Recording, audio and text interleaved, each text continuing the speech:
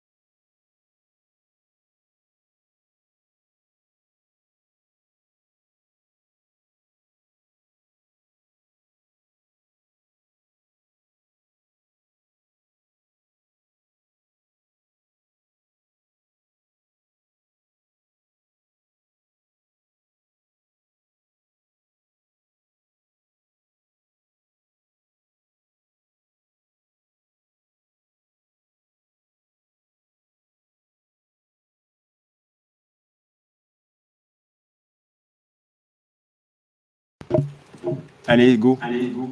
Ah, faut juste couper son micro, ou le son. Je suis dans l'espace. C'est bien, laisse comme ça fait... Ouais, c'est space, hein. Faut juste que tu... J'attends que tu coupes ton micro. Merci, super. J'ai testé avant de commencer, ça marchait pas. Donc on verra bien, d'accord. Je vais quand même, je vais pas me présenter, au cas où, voilà, rapidement, Guillaume, KPI, passionné par la BI, MVP, tout ce que vous voulez sur la partie data platform. Là, on se connaît un petit peu tous à peu près dans la salle. C'est un sujet que je voulais vous faire voir parce qu'il est. Alors, la qualité de projection n'est pas waouh, mais c'est un sujet que je voulais vous faire voir parce qu'il est. On a 20 minutes, hein, parce qu'il est assez novateur. Il reste en pseudo preview. C'est à peu, enfin, ils ont dit que c'était à peu près sec. C'est pas tout à fait sec. J'en profite de faire des petits messages pour un relâche de Microsoft. Mais non, c'est un sujet qui est hyper sympa. Et en fait, je l'ai un petit peu galvaudé, je l'ai un peu brodé, un petit peu détourné. Qu'est-ce que je veux dire dans Power BI dans l'espace? On va faire assez simple. Vous savez, on connaît tous Power BI hyper statique sur nos machines. On joue avec les filtres, on clique et c'est beau et c'est machin et c'est sympa. Mais il y a plein d'autres façons d'utiliser Power BI autre que sur une machine en statique. Okay, Power BI, vous le connaissez tous, bien évidemment, sur votre portable. Mais on va y venir juste après. Déjà, je vais commencer par un truc qui s'appelle Azure Spatial Ensure. Qui connaît ça dans la pièce? Ça parle à quelqu'un, ça, ce truc? C'est vrai, personne, pour le coup. C'est chouette parce qu'en fait, c'est quelque chose qui est implanté depuis maintenant un petit bout de temps, qui a un peu été inventé dans un petit bout de temps dans Power Apps notamment. Ils l'ont descendu dans Power BI. Alors, c'est des petits cousins, tout ça. Et puis, alors, je ne vais pas vous le faire voir sur mon PC parce que donc je vais le faire sur mon téléphone. Juste le temps de lancer la capture de mon téléphone sur ce magnifique PC qui devrait fonctionner. Il devrait capter quelque chose. On va voir si c'est le cas ou pas. Voilà, formidable. Génial. Et en théorie, nous devrions voir des choses apparaître. Formidable. Alors, vu qu'on est en démo et que l'esprit de la démo n'est pas avec moi, je vais relancer l'application parce qu'il devrait se passer un truc que vous. Voilà. Depuis, Arina, tu as me corriger, mais 1 an ou 2, dans Power Apps, on a des choses qu'on appelle la réalité augmentée. On va venir dans l'espace. Okay, on va monter un petit peu, on va se balader dans l'espace. Alors, ce n'est pas l'espace, la fusée, c'est l'espace dans une pièce. Il y a des petits trucs qui existent maintenant depuis un sacré bout de temps dans ce genre de choses. Alors, je vais faire un petit test. Alors, on va essayer de passer à la télé, hein, au cas où. La réalité augmentée, c'est quoi dans Power Apps? Très simplement, des petites choses comme ça. Et je vais prendre la mesure de ce poteau. Alors, je sais que ça ne marche pas pour toutes les...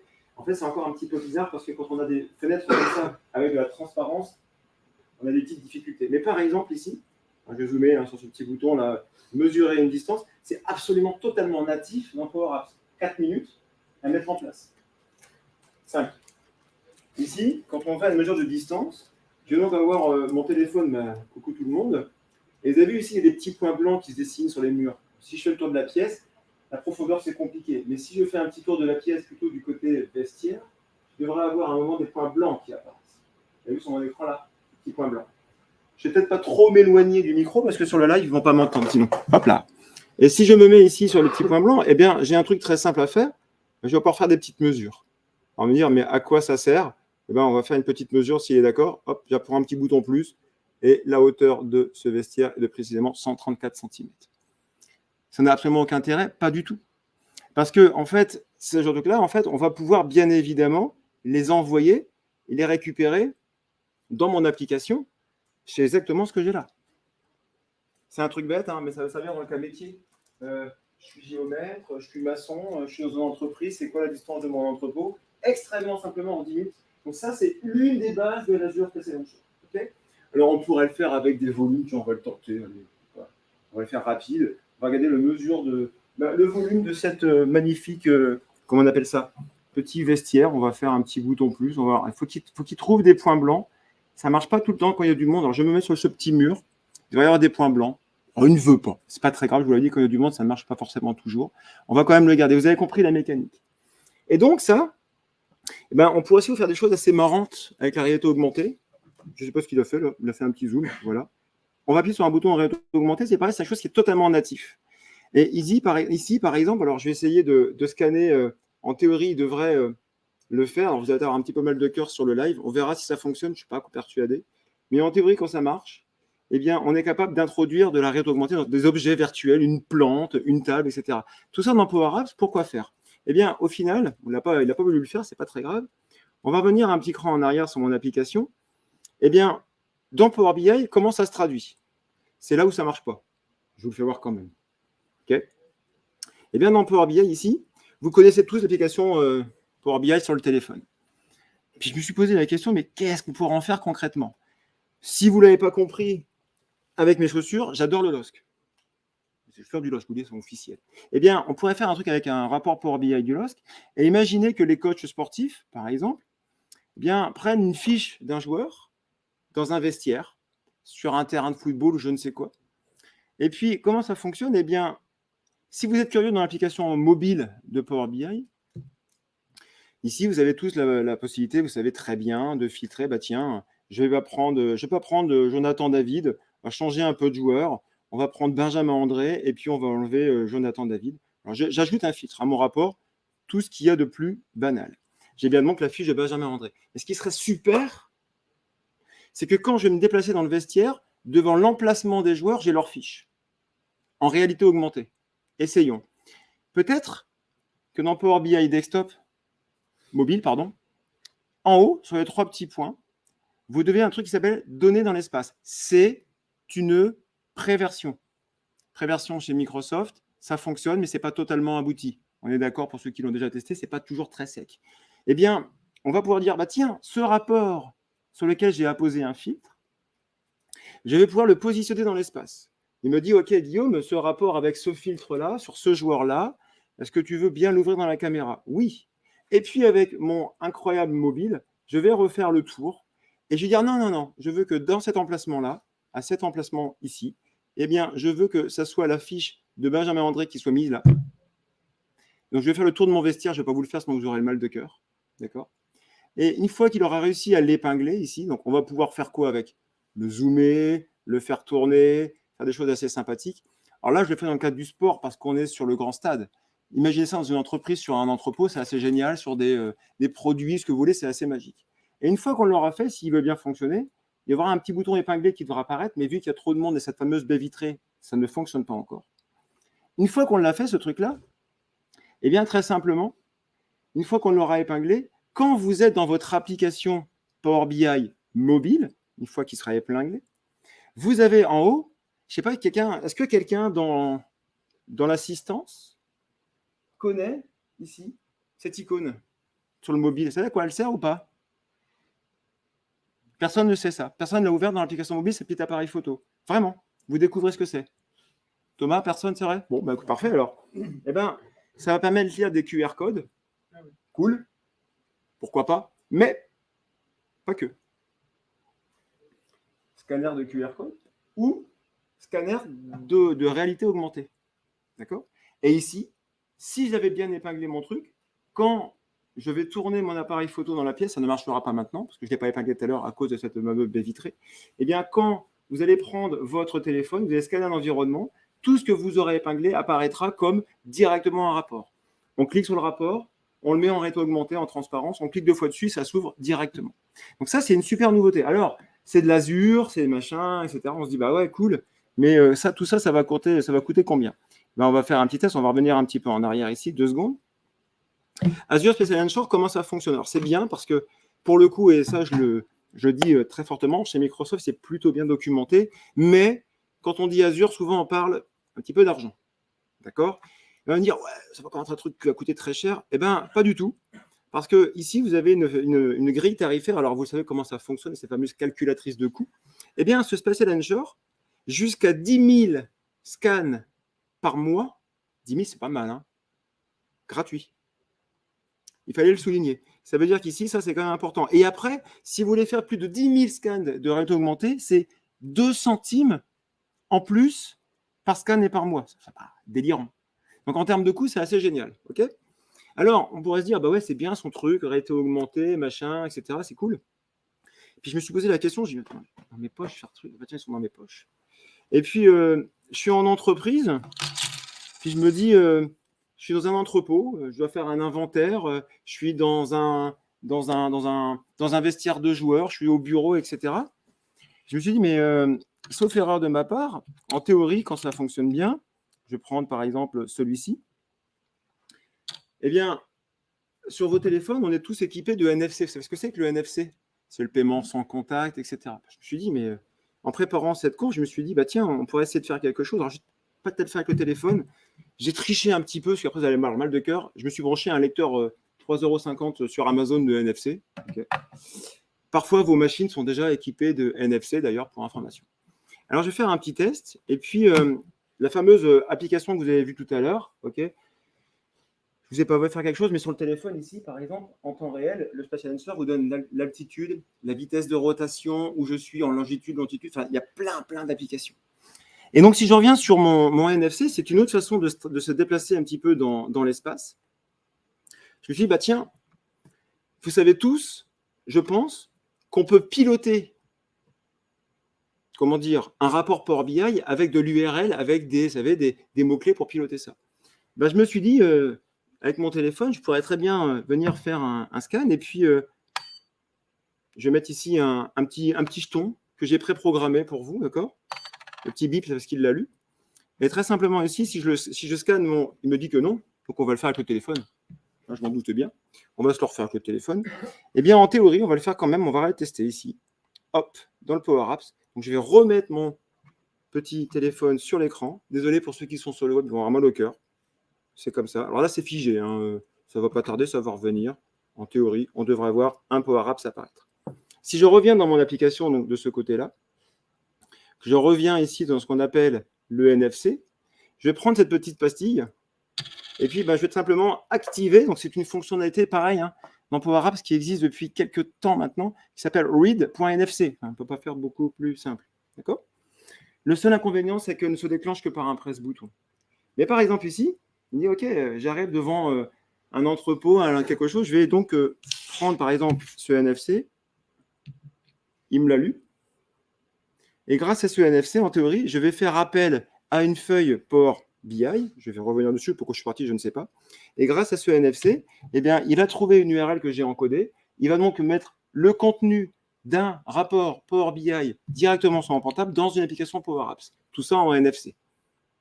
Ça veut dire quoi? C'est-à-dire qu'en termes de mobilité, on est juste waouh. D'accord? OK? On va refaire un autre exemple pour voir si ce n'est pas du fake, parce que des fois, c'est du fake. On va reprendre un lecteur. On va prendre celui-ci, on va voir si ça marche quand même. En théorie, il me dit que tout va bien. Instantanément, je suis donc capable. Donc, ça, pourquoi ça marche en fait? L'utilité de la data dans l'espace, c'est que, vous savez, le NFC, on peut l'avoir. Alors, c'est pas fait pour suivre vos enfants au collège, ils ont été, on le tag. Non, ça sert pas à ça. Hein. Ça sert en entreprise à le mettre, par exemple. À la base, je voulais le coller sous vos chaises pour voir un petit peu ce que je pouvais récupérer comme information. Je dis, oula, c'est un petit peu loin.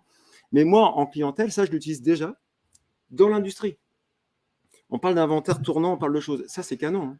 Sur un inventaire, on arrive, on tag l'emplacement, j'ai le nombre de produits, la quantité en stock en temps réel. C'est vraiment une donnée aussi dans l'espace. C'est une autre façon d'interpréter votre Power BI. Je l'ai légèrement zoomé. Okay, une autre façon encore de travailler aussi, parce que je vois que en fait, j'étais hyper bavard. J'avais 20 minutes, il m'en reste 5.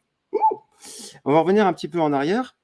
On a aussi, alors, malheureusement, avec ce que j'ai ici comme comme technologie, c'est un petit peu embêtant, mais au lieu de passer par Power Apps, je me suis dit, bah ouais, mais attends, tu as un Power Apps, tu appuies sur un bouton pour lire le NFC qui embarque le rapport Power BI, bah, un peu compliqué. Alors, malheureusement, je vais vous faire voir à l'écran et vous le ferez dans la pièce. Je vais sortir de ma projection NDI parce qu'en théorie, ça ne marche pas avec cette fonctionnalité-là, mais je vais vous la faire voir tout de même. Il le fait quand même. Bon, on va le tester, tiens. Je vais prendre un tag, mais sans aucune application ouverte. Bonjour à mon fils. Si ici, je pense que c'est bien ce qui me semblait. Donc, je vais enlever la diffusion. Je suis désolé pour ça. On va arrêter cette diffusion. Et je vais vous le prouver quand même sur mon téléphone. Avec ici, je vais peut-être changer d'écran d'ailleurs, parce que maintenant, c'est pas très utile. Eh bien, on peut aussi simplifier la chose. Vous savez qu'on peut piloter un rapport Power BI avec une URL et le fameux EQ égale quelque chose. Vous savez ce que c'est que EQ dans l'URL? Équivalent, c'est le langage, enfin, c'est le vélo de la data. Passage de filtre. Oui, mais il y a un nom, c'est de la. Il va me revenir ce nom technique. Quand on passe dans une URL un paramètre, ce sont des paramètres de data. Bref, il y a un mot technique. Eh bien, on pourrait faire un truc très simple. C'est de dire, ben, je vais arriver dans un entrepôt sans aucune application, je pose mon lecteur dessus, en théorie, il devrait le voir. Je sais pas s'il va le faire ou pas. Arrêter le téléphone, on va leur démarrer. Ça dépend de vos machines, mais souvent, ça doit marcher quand même, ou pas. Bon, il n'a pas envie. Et bien, l'idée, c'est que votre lecteur de tag, quand il veut bien, ah, ça y est, il l'a trouvé. Ici, il a bien marqué, ah, j'ai trouvé un lecteur de tag. Il me dit, eh ben, ouvre-moi Power BI et aide-moi le rapport en question. Donc, on n'est même pas passé par une application Power Apps, etc. C'est directement encodé ici. J'ai juste savoir à l'écran à quoi ça sert ce truc-là. Si je mets par exemple ici les petites puces sur le lecteur, je vais donc prendre un lecteur de NFC. Qu'est-ce que j'ai mis dedans en fait? Je l'enlève, je le remets. Sur vos écrans ici, j'ai tout simplement mis le lien qui est absolument pas visible à l'écran a priori. Je vais essayer de zoomer, pas si ça va le faire, pas si c'est beaucoup plus visible. Et bien ici, dans cette tag, en fait, je lui ai donné, c'est uniquement une URL dans laquelle je viens ici, en fait, rajouter des filtres dynamiques dans l'URL. Et donc, ça devient des rapports complètement dynamiques, complètement mouvants. Okay, donc, Azure Data Ensure, ça permet de faire quelque chose dans l'espace. On a la technologie NFC, on peut passer par Power Apps, on peut passer par Power BI. Tout ça, ça coûte 0. Donc moi, quand ça coûte 0, j'aime bien les présenter, les fonctionnalités qui coûtent 0. Okay. Il me reste combien de temps? On ferait 3 minutes, il est 20? 2 minutes. Est-ce que vous avez des... Alors, c'était rapide comme démonstration, je voulais faire voir un truc très simple de ce qu'on pouvait faire avec cette technologie-là. Est-ce que vous la connaissiez, oui ou non, dans la salle? Personne ne connaissait ça. Est-ce que vous auriez un intérêt métier, vous, chez vos clients, ça? Typiquement, en vrai. Si on fait un tour de table rapide, les gars, personne n'en voit un sur ces métiers, Thomas? L'exemple que tu as donné tout à l'heure, la gestion des stocks. La gestion des stocks. Le placement, typiquement, la gestion des produits, clairement. Typiquement, très sincèrement, hein, quand on fait, vous savez, on essaie de mettre en place un club, c'est en preview. Alors, je suis très prudent avec le preview. Mais par exemple, on a un industriel qui est un imprimeur du coin qui est assez important, qui me dit, ouais, mais moi, j'aimerais bien avoir les stats de mes machines parce qu'en fait, elles sont connectées avec de l'API et ça remonte un paquet de data. Et donc, on a tagué devant chacune des machines les rapports qui sont automatiquement reliés dans Power BI. Et quand il fait un tour de son usine, il voit quelle machine est en alerte en réalité augmentée. Je trouve ça totalement génial. Donc, d'un point de vue métier, je pense que ça a vraiment un impact par la suite. Ce n'est pas forcément pour le commun des mortels tout de suite. Dans toutes les entreprises, je ne suis pas persuadé qu'on va le faire. Mais au moins, vous savez à quoi ça ressemble. Il y a des observations, des questions sur la tarification, sur les abonnements. Oui, Achillas? Question, là, tu nous faire la démo sur un rapport Power BI. Est-ce que tu sais, par exemple, c'est un rapport paginaire? Donc, je pense beaucoup plus à une métrique. Alors, si on parle de l'Azure Spatial Ensure, via l'application mobile Power alors, BI. j'ai envie de te dire, dans la théorie, oui, parce qu'on sait accrocher un rapport avec un filtre. Donc, dans l'application, on sait lire les rapports paginés. Simplement, un rapport paginé dans l'espace, s'il fait 75 pages, ce n'est pas le but. Et techniquement, a priori, quand on regarde la doc, a priori, on va pouvoir le faire parce que le rapport paginé est lu dans l'application. Donc, tout va bien. Et même dans Power Apps, on peut aller pour simplifier la vie. Mais l'idée, c'est que ça soit totalement dynamique et beaucoup plus simple. C'est une très bonne question, effectivement. Est-ce qu'il y a d'autres observations, mais les gars, Rémi, Manuel. Pardon, c'est génial. Oui, dis-moi. Moi, j'ai une petite question. Est-ce que tu ne penses pas qu'il y a une tarification un peu agressive pour que ça se démocratise et qu'après, une fois que tu es utilisateur, ça commence à devenir… Alors, je ne suis pas VRP Microsoft, même si j'adore les outils Microsoft, d'accord? En fait, au début, on s'est dit, il y a 7 ans, Quand ils ont lancé la solution Power BI, ils disent « Oh putain, 8,40 !» Ils vont taper fort et ça va coûter 250 € ou 250 € dans 3 ans. On est toujours à 8,40 par mois pour un Power BI. Ça n'a pas bougé. Je ne sais pas ce qu'il y a, mais je ne pense pas que ce soit la politique de la boîte, en tout cas, de monter ces prix-là. Aujourd'hui, la tarification, je vous la refais voir, elle est quand même juste assez dingue. Donc, c'est-à-dire que c'est à peu près accessible pour tout le monde, je pense. C'est gratuit jusqu'à 10 000 scans, ici en bas. Très sincèrement, si demain, ils augmentaient ici, c'est un peu zoomé là, si demain, ils augmentaient de plus de 2 centimes à 3 centimes, très sincèrement, 10 000 scans par mois, c'est pas mal. Voilà. Et dans vos abonnements, c'est déjà inclus dans Azure. Vous pouvez, d'ailleurs, vous avez aussi des espèces de crédits Azure pour essayer ce genre de nouveautés. Voilà. Mais c'est énorme. Mais je ne pense pas que ça augmentera dans le temps. En tout cas, ce n'est pas ce qu'ils ont fait pour la Power Apps. Ils ont même parfois diminué la tarification. Okay. D'autres observations, d'autres questions? C'était rapide, c'était flash, c'était le but de la session. Magnifique. Fred, on met le fin en live. Un grand merci à toi. Je t'en prie, et restez encore avec nous, encore 2-3 sessions, et puis après, on finit en beauté avec les gars du Bois une bière ensemble. Donc, restez avec nous, c'est possible. Il n'y a pas de rêve, tout va bien. Il y a des bus, il y a des métros, il y a des avions. Bon, Bah, c'est cool. Ça vous a plu?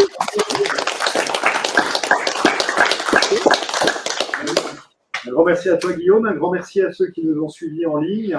Il y a encore d'autres sessions, donc restez connectés sur YouTube, sur LinkedIn, au Power 365. Encore une fois, merci Guillaume. Merci aux sponsors aussi également, je le rappelle. Sans eux, le Power 365 ne serait pas là. Et un grand merci à Guillaume qui fait partie de l'organisation avec Julie et Amélie. Merci Fred. Une bonne journée. Merci.